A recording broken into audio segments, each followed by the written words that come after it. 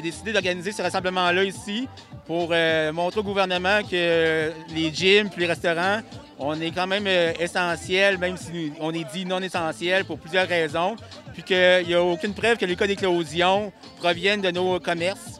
Alors, j'ai voulu rassembler le monde un peu pour justement en parler, pour qu'on prenne conscience qu'on existe, puis que c'est pas nous autres, c'est pas de notre faute si les cas augmentent.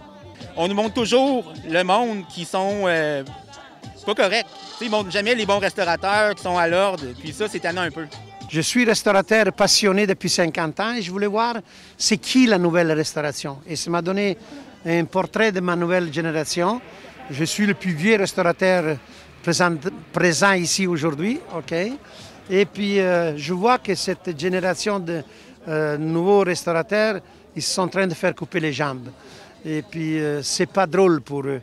Tu sais, faire front à cette maladie qui est très forte et puis à cette loi qui les ferme. Il faut peut-être penser à eux. C'est mieux souvent dans des restaurants qui sont bien équipés, ok? Et on l'a prouvé nous autres, l'équipement, la désinfectation, etc., qu'aller dans des magasins de regroupement qui font en cachette dans les maisons. C'est là qu'est le problème. Quand tu empêches les gens, ok, de sortir, ils vont faire le contraire. Et c'est là que ça développe ces maladies-là. Tu sais. Ça n'a pas d'allure voir tous les autres commerces ouverts, surtout les grandes boutiques, surtout quand on a vu vendredi Black Friday, les files de gens, les magasins bondés, sans distance. Puis nous, on est capable de faire les mesures sanitaires facilement. Tout le monde est assis, on l'a prouvé cet été, on a investi beaucoup d'argent.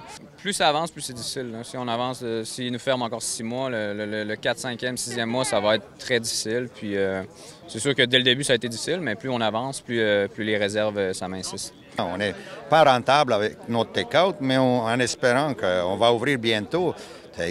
On a pensé au moins Noël, là, mais je pense qu'on n'a pas beaucoup d'espoir. Bien, moi, je suis ici pour supporter tous les gens des restaurateurs que je connais. J'ai été en restauration pendant 12 ans dans la ville de Québec. J'ai fait plein de restaurants. C'est des gens qui se sont adaptés. C'est des gens qui ont fait des investissements. C'est des gens qui ont tout fait ce qu'il fallait, les mesures sanitaires, les plexiglas, ces choses-là, le lavage de mains. C'est des endroits qu'on peut aller se rencontrer sans qu'il y ait de problème. Moi, je veux les encourager parce que leur entreprise, elle est sur le cul comme la mienne. Moi, mon domaine, c'est le sport. Mais moi, je peux plus aller dans les écoles, faire mon entreprise, aller faire bouger les jeunes parce que le sport s'est arrêté. C'est beaucoup plus sécuritaire d'aller manger dans un restaurant à Noël que d'aller manger chez sa grand-mère. Mais malheureusement, le gouvernement est sourd à ces demandes-là. Non seulement il est sourd, il n'est même pas d'en envoyer un ici aujourd'hui pour vous expliquer pourquoi il n'est pas là et pourquoi il n'est pas d'accord avec la solution proposée. À un moment donné, ça suffit. Je pense que les restaurateurs ont suffisamment payé. 9 mois, c'est assez. C'est les meilleures semaines de l'année, Noël, pour eux. Il faut leur permettre de rouvrir. C'est un devoir citoyen. Puis merci de les encourager. Merci d'être là.